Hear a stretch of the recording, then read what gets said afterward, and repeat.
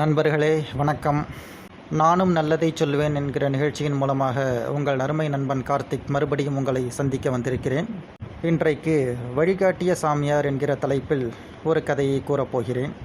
இப்போ பார்த்தீங்கன்னா, ஒரு ஆத்தங்கரை பக்கமாக ஒரு மரத்தடியில் ஒரு சாமியார் தியானத்தில் இருந்துகிட்டு இருக்கார். அப்போ ஒரு தொழிலதிபர் அவரை பார்க்குறதுக்காக வர்றார். சுவாமி அப்படின்னு சொன்னதும் அந்த சுவாமிஜியும் கண்ணை திறந்து பார்க்குறார். உனக்கு என்னப்பா வேணுங்கிறார். அதுக்கு இந்த தொழிலதிபர், எனக்கு வயசு 40க்கு மேலே ஆகுது, நிறைய பண வசதிகள் இருக்குது, பட் அதெல்லாம் இருந்து ஆள்றதுக்கு எனக்கு வாரிசு இல்லை, ஏன்னா எனக்கு இன்னும் கல்யாணமே ஆகலை, எனக்கு தகுந்த மாதிரி பொண்ணோ எதுவுமே கிடைக்கல, ஏதாவது ஒரு காரணத்தினால ப்ராப்ளத்தினால கட் ஆகிடுது அப்படின்னு சொல்கிறார். உடனே இந்த சாமியார் கண்ணை மூடி தியானத்தில் இருக்கார். சட்டுன்னா கண்ணை திறந்து பார்த்து, இந்த பாருப்பா, பக்கத்து ஊரில் பெருமாள் சன்னதி தெருவில் கோகிலான்னு ஒரு பொண்ணு இருக்கா, அந்த பொண்ணு உனக்கு தான். அவள் ஒரு இளம் விதவை. 4 வருஷத்துக்கு முன்னாடி அந்த பொண்ணோட வீட்டுக்காரன் செத்து போயிட்டான், ஆக்சிடெண்ட்டில் செத்து போயிட்டான். அந்த பொண்ணு உனக்கு தான், அவளுக்கு வாழ்க்கை கொடு, எல்லாம் சரியாயிடும், அவளை கல்யாணம் பண்ணி என் கண் முன்னாடி கொண்டாந்து நிறுத்து, நான் ஆசீர்வாதம் பண்ணுறேன் அப்படிங்கிறார். இந்த தொழிலதிபரும் அந்த மாதிரி அந்த பொண்ணு வீட்டுக்காரங்கிட்ட போய் பார்த்து பேசி அந்த கல்யாணத்தை முடித்து அந்த சாமியார்கிட்டே வந்து ஆசீர்வாதம் வாங்குறார். சரிப்பா, நீ ஒரு நல்லபடியாக ஆசீர்வாதம் பண்ணி அனுப்பிச்சிட்றார். இந்த தொழிலதிபர் வீட்டுக்கு போயிடுறார். அந்த மனைவி கூட அந்த ஒரு வீட்டில் வாழ்ந்துக்கிட்டு இருக்கார். அந்த டைமில் அவர் வீட்டுக்கு ஒரு ஃபோன் கால் வருது.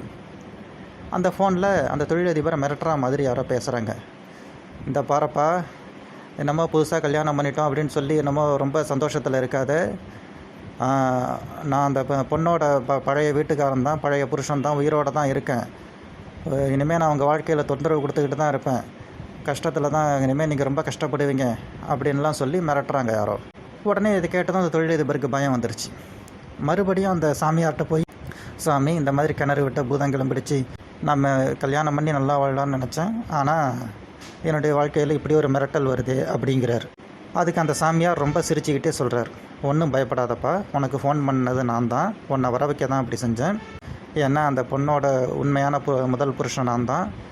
கல்யாணமே வேண்டான்னு இருந்த என்னை வந்து கல்யாணம் பண்ணி வற்புறுத்தி கல்யாணம் பண்ணி வச்சுட்டாங்க. அதனால் கல்யாணம் பண்ணிக்கிட்டேன். மறுபடியும் கல்யாணம் ஆனதை வீட்டை விட்டு ஓடி போய் ஆக்சிடெண்ட் ஆன மாதிரி ஒரு நாடகம் போட்டேன். அதே மாதிரி நான் இறந்துட்டேன்னு நினச்சிட்டாங்க. அவளும் விதவையாயிட்டா. என் மூலமாக அவளுக்கு வாழ்க்கை போச்சு. அவளுக்கு திருப்பி வாழ்க்கை கொடுக்கணுன்னு தான் நான் உன்னை அனுப்பிச்சி 2வது கல்யாணம் பண்ண வச்சேன். அதே மாதிரி நடந்துருச்சு. ஆனால் மறுபடியும் அவளை நீ இங்கே கூட்டிகிட்டு வரும்போது நாங்கள் சாமியாராக தாடி மீசையில் இருந்ததுனால அவளுக்கு அடையாளம் புரியல.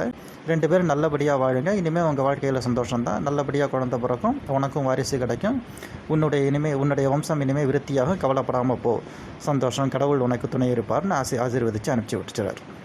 இந்த மாதிரி இந்த கதையிலேருந்து நமக்கு என்ன தெரியுது? நம்ம மூலமாக ஒரு தப்பு நடந்தால் அதை நம்மளே சரி செய்ய முடியும், நம்மளே அதுக்கு பிராயச்சித்தம் தேடிக்க முடியுங்கிறது இந்த கதை மூலமாக நமக்கு தெரிய வருது. ஓகே, நன்றி நண்பர்களே.